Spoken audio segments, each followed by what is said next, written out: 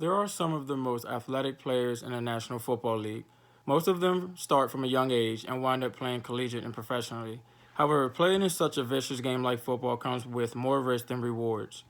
A lot of fans want to witness the exciting action on the field, including the big hits. As much as I would love to eliminate concussions, you can never completely take the risk of injury out of the game. We have and will always strive to make the game as safe as possible for our professional athletes down to youth athletes first learning how to play. My name is Roger Cadell, and I am the current NFL commissioner. I have served in this position since 2006 for an astounding 18 years. During my time as a commissioner, I have made safety-related rule changes, encouraged advancement equipment, improved medical protocols, care, and changed the way we teach the game. Deservedly so, the discussion in the public is about concussions and how they happen, how they can be prevented with new helmet technology, what is known about their short-term and long-term impact, and medical and return to play guidelines that should be used. That is what I want to focus on here today. Most concussions in youth football players occur from helmet-to-helmet hits to the head. Concussions are very prevalent in contact sport, and they aren't going to go away unless something is done about it. Now, you may be asking yourself, what is a concussion? A concussion is defined as a neurologic injury resulting from a blow to the head or body, which causes an alteration in mental status.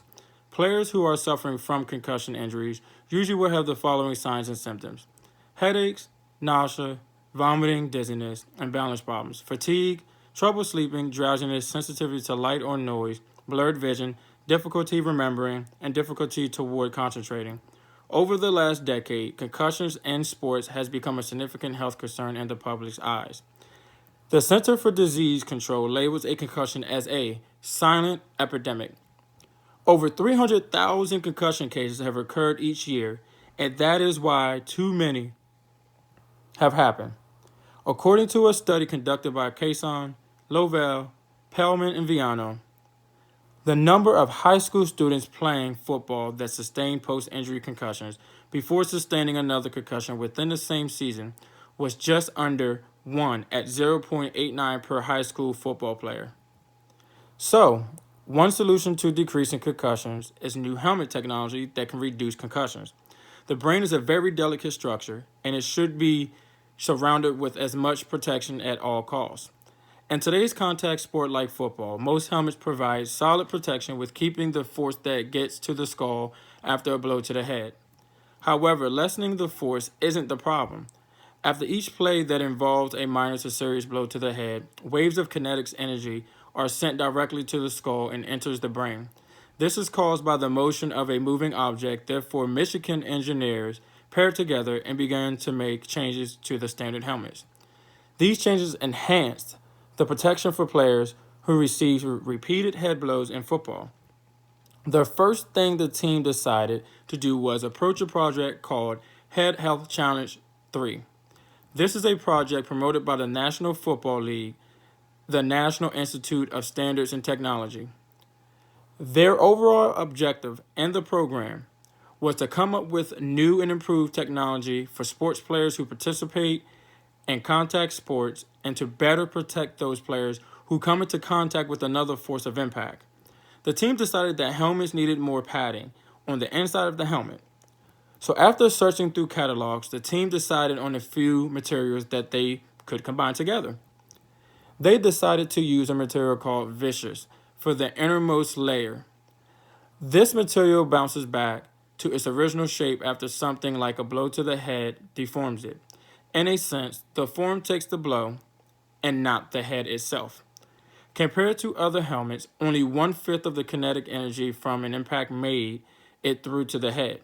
The design is now one of the 5 finalists in the Head Health Challenge competition. What makes this team and their continuous improvement so good is that they are always looking on ways to improve many different types of helmets for other sports like rugby, hockey, and as well as football. The team plans to continue their experiment with different types of polymers and the next year creating safer equipment for youth and professional football players. The most common long-term effects are permanent brain injury or death. Permanent brain injuries that lead to death have increased over time.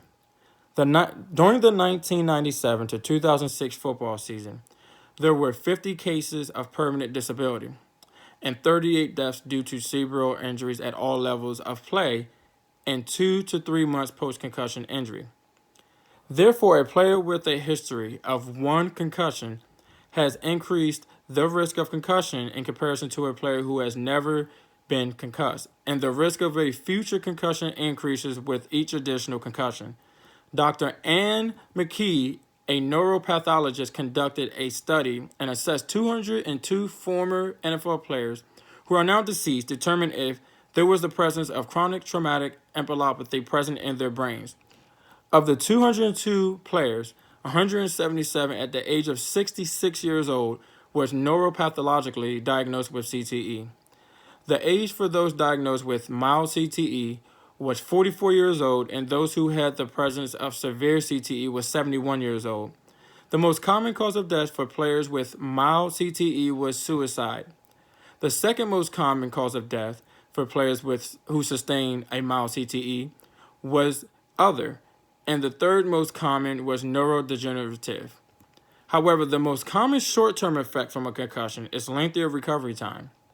Concussion symptoms can last as long as 10 days or even months after. Sometimes they can persist for a year or more depending on the severity and amount of concussions sustained in a football player.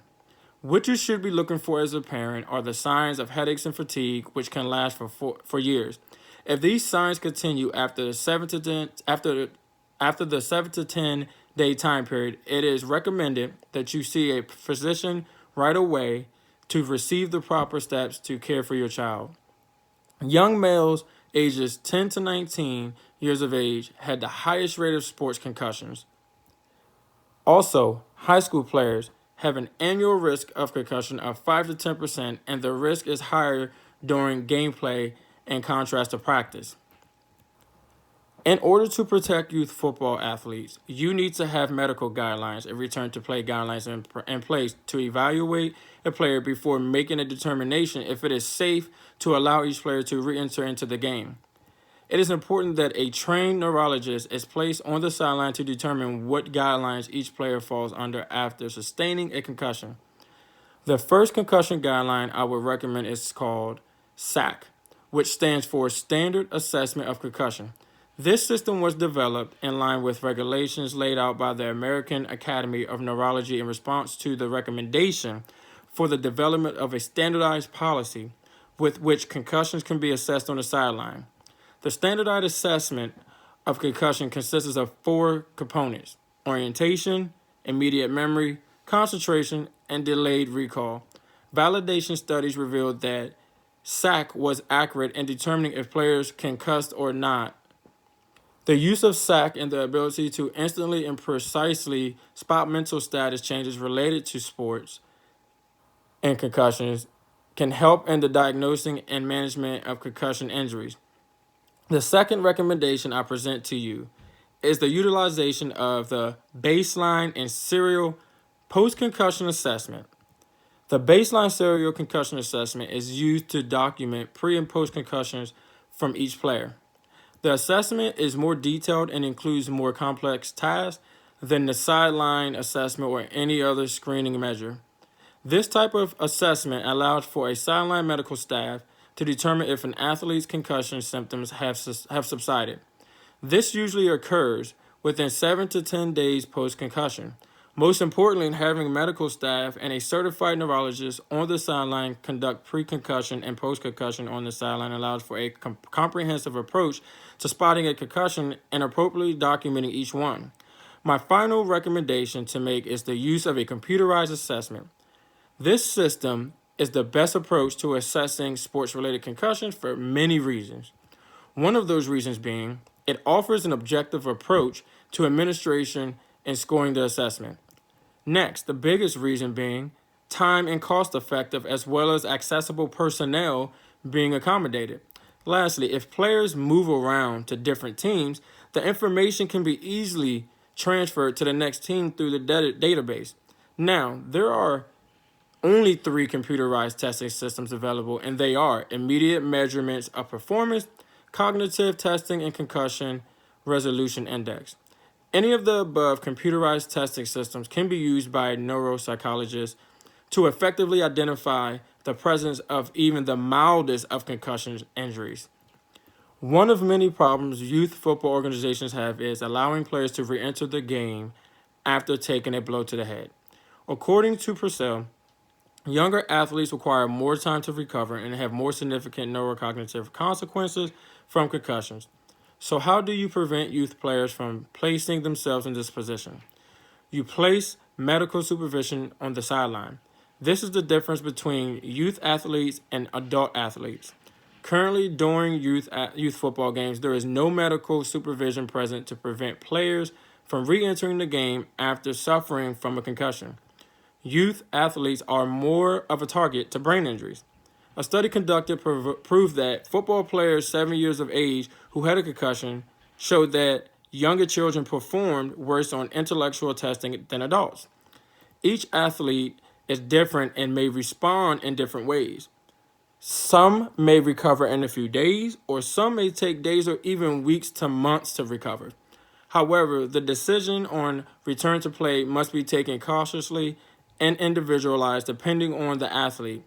The most accepted protocol for any player to return to play is the stepwise exertion protocol, which is recommended by the Concussion and Sports Group. Within this protocol, each player that recovers at rest must go through the stepwise progression of increasing exertion. In this protocol, each player must remain symptom-free for 24 hours after each step, and if he or she remains symptom-free, they can progress to the next step. However, this progression must be medically supervised. If any athlete has any recurring symptoms, they must rest for a period of 24 to 48 hours before attempting to progress through the exertion protocol. However, return to play decisions will include variables such as the nature of the injury, history of previous concussions, and physical and cognitive function. If a player is diagnosed with a concussion, he or she is held out of the remainder of the game. This player needs physical and cognitive rest to allow a possible resolution within 7 to 10 days following the concussion injury.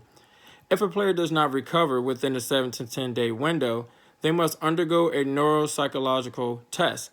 If the player is symptom-free after 7 to 10 days, they must enter the stepwise exertion protocol to be fully cleared to return to play. If the player passes the final test, they may return to play. In closing, I really believe this would be a workable solution to many concussions.